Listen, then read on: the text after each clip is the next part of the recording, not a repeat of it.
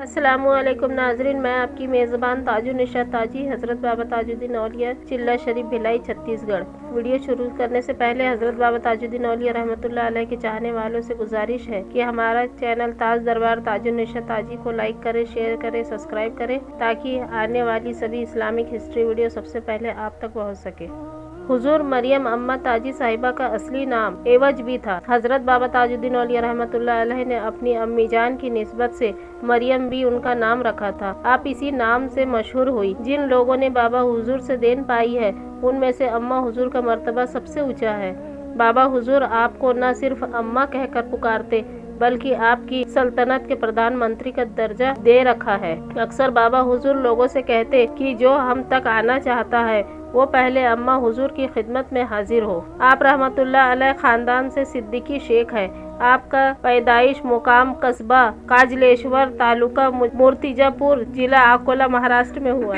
آپ کے ابو جان ملازمت کے سلسلے میں یہاں آئے تھے۔ ان کا نام حضرت عزیز الدین عرف الہی بخش تھا۔ آپ بہت نیک اور بڑی خوبیوں کے مالک تھے، بہت رحم دل اور خدا کی محبت میں ڈوبے رہتے تھے۔ راتوں کو جاگنا، عبادت کرنا اور خدا کے حضور آنسو بہانا آپ کا معمول تھا۔ اماں حضور کی زندگی ان کے والدین کا عکس تھا۔ آپ نماز، روزے و اسلامی علم پر سختی سے عمل کرتی رہی۔ یہ آپ کی کوششوں کا نتیجہ تھا کہ آپ کا دل حق کی طرف مائل ہوا۔ اماں حضور جب کامٹھی میں اپنے بھائی بزرگوار کے گھر تشریف رکھتی تھی اس سمے ایک بزرگ شاہ عبدالحمید آپ کے بھائی کے ساتھ وہاں تشریف لائے اور آپ کی امی جان حضرت عائشہ بی صاحبہ کی پیشانی مبارک کی طرف دیکھ کر فرمایا، تمہاری قسمت میں دو لال ہے۔ پھر اماں حضور کی طرف اشارہ کر کے فرمایا کہ یہ ایک ہے۔ آپ نے ہدایت فرمائی کہ حضور پر نور حضرت سید محمد بابا تاج الدین اولیاء رحمۃ اللہ علیہ کی خصوص خدمت میں حاضر ہو کر فیض حاصل کرو، وہیں سے تمہارا تعلق ہے اور یہ نعمت قربا عطا ہوگی۔ چنانچہ خضر صفت درویش کا اشارہ پاتے ہی اماں حضور نے اپنے بھائی کے ساتھ ناگپور جانے کا ارادہ کیا، ملت و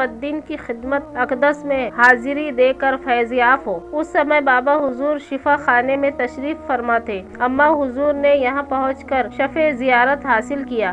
اماں کو دیکھتے ہی بابا حضور نے فرمایا، میں ایک مدت سے تمہارا انتظار کر رہا تھا۔ پھر اماں حضور کی چوڑیاں ایک پتھر سے پھوڑ دی اور فرمایا، ہم لوگ یہ نہیں پہنتے جی۔ پھر فرمایا، آتے جاتے رہتے اچھے رہتے۔ بابا حضور کے یہ چند لفظ میں کئی بات چھپی ہوئی تھی، کئی راز چھپے ہوئے تھے جو سمجھداروں کے لیے کافی ہوتے۔ اماں حضور یوں بار بار حضور کی خدمت میں حاضر ہوتی۔ یہ سلسلہ ایک برس تک جاری رہا۔ ستمبر 1908 میں جب بابا حضور دارالاولیاء سے شکردرہ محل تشریف لائے اور وہاں سے واقعی شریف تشریف لے گئے تو اماں حضور پاٹن ساونی میں مقیم رہی۔ یہیں سے اماں حضور بابا جان کی خدمت میں حاضر ہوتی رہی اور یوں کچھ ہی دنوں کی آنے جانے کے دوران اسی دوران بابا حضور نے اماں حضور کو عبادت کے لیے ایک خوفناک جنگل میں واقعی شریف کے نزدیک بیٹھا دیا جو جنگلی جانوروں کا آنے جانے کا راستہ تھا۔ بابا حضور نے اماں حضور کو ایک خاص جگہ قائم کرنے کا حکم دیا اور فرمایا، خبردار بنا اجازت کے یہاں سے نہ اٹھنا۔ اماں حضور نے بھی اس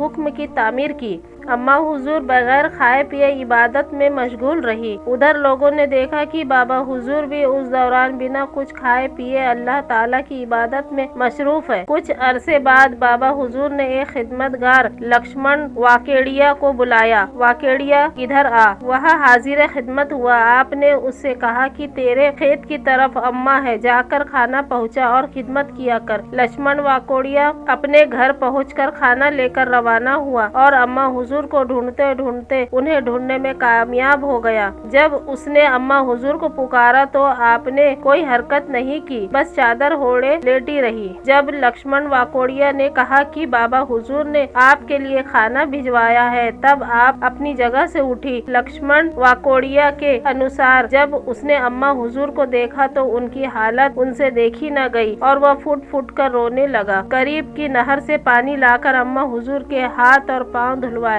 اور کھانا پیش کیا۔ پھر اس نے ہاتھ جوڑ کر اماں حضور سے گڑ گڑاتے ہوئے عرض کیا کہ میں نے آپ کا قیام اور بندوبست अपने खेत में कर दिया हूँ। अम्मा हुजूर ने फरमाया, हुकुम। वाकोड़िया समझ गया। बाबा हुजूर से इजाजत लेकर एक कुटिया आपके लिए चबूतरे पर तान दी है, आप उस कुटिया में रहने लगे। वाकोड़िया ने खिदमत में कोई कसर न छोड़ी, खिदमत करता जाता और खुश होता जाता। वाकोड़िया की यह कैसी खुशकिस्मती थी कि बाबा हुजूर ने अम्मा हुजूर की खिदमत के लिए वाकोड़िया को चुना और तैनात फरमाया। वह इंसान दोस्त अपनी किस्मत पर नाज करता, क्योंकि वो घटनाएं और वो करिश्मे उन्होंने अपनी खुली आंखों से देखे और उसके गवाह आम इंसान नहीं होते। शायर कुछ मुद्दत तक अम्मा हुजूर इसी भयानक जंगलों में रही और रियाजत की मंजिलें तय करती रही। अम्मा हुजूर के मुताबिक बाबा हुजूर ने अपने खास करम से बरसों की रियाजतें दिनों में तय करा दी और रियाजत का खास हिस्सा अपने जिम्मे लेकर अम्मा हुजूर के लिए विलायत का दरवाजा खोल दिया। बाबा हुजूर ने अम्मा हुजूर की इबादत व रियाजत से खुश होकर आपको जो विलायत अता किया वह अम्मा हुजूर का ही हिस्सा है।